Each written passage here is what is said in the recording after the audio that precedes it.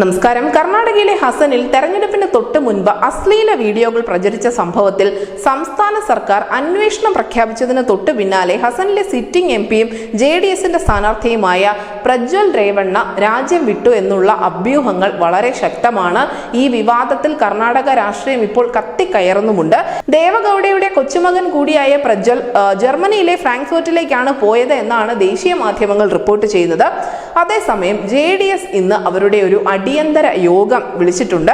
കർണാടകയിലെ വോട്ടെടുപ്പിന് 2 ദിവസം മുൻപ് ഏപ്രിൽ 26-ാം തീയതിയാണ് സ്ത്രീകളുടെ സമ്മതമില്ലാതെ ചിത്രീകരിച്ച അശ്ലീല വീഡിയോകൾ ഹസനിൽ പ്രചരിക്കാൻ തുടങ്ങിയത്.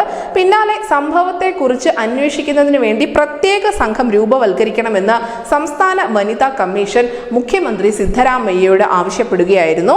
ഇതോടുകൂടിയാണ് ഈ സംഭവം അന്വേഷിക്കുന്നതിന് വേണ്ടി പ്രത്യേക സംഘത്തെ രൂപീകരിക്കാൻ മുഖ്യമന്ത്രി സിദ്ധരാമയ്യ ഉത്തരവിട്ടത്. അതേസമയം ഇപ്പോൾ പ്രചരിക്കുന്ന വീഡിയോകൾ വ്യാജമാണ് എന്നും രേവണ്ണയെ വ്യക്തിഹത്യ ചെയ്യാൻ ഉദ്ദേശിച്ചുള്ളതാണ് എന്നും JDSന്റെയും BJPയുടെയും ഇലക്ഷൻ ഏജന്റായ പൂർണ്ണ തേജസ്വി MG പറയുന്നു. എന്തായാലും JDS ഇപ്പോൾ അടിയന്തര യോഗം ചേർന്നിരിക്കുന്നത് ഈ തെരഞ്ഞെടുപ്പ് കാലത്ത് ഉയർന്നു വന്നിരിക്കുന്ന ഏറ്റവും നാണംകെട്ട ഒരു വിവാദം അതെങ്ങനെ ഒതുക്കി തീർക്കാമെന്ന് ആലോചിക്കുന്നതിന് വേണ്ടി തന്നെയാണ്.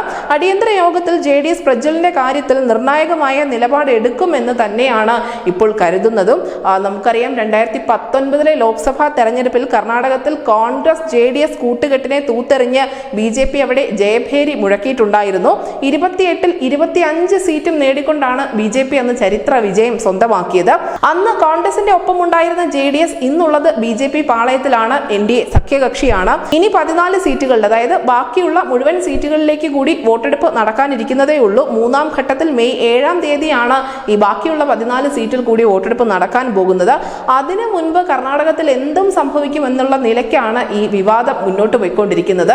എന്തായാലും JDS BJPക്കൊപ്പം ചേർന്നിരിക്കുന്നത് അവരുടെ ഭാഗ്യചിഹ്നമാകാനാണോ അതല്ല അവർക്ക് കൂടുതൽ നഷ്ടം സമ്മാനിക്കാനാണോ എന്നൊക്കെ ജൂൺ 4-ാം തീയതിക്ക് ശേഷം മാത്രമേ നമുക്ക് അറിയാൻ സാധിക്കുകയുള്ളൂ. പക്ഷേ ഈ നിർണായക ഘട്ടത്തിൽ തെരഞ്ഞെടുപ്പിന്റെ മൂർധന്യ അവസ്ഥയിൽ രാജ്യം നിൽക്കുന്ന സമയത്ത് തന്നെ JDSന് വലിയ കളങ്കം ഉണ്ടായിരിക്കുന്നു കർണാടകത്തിൽ.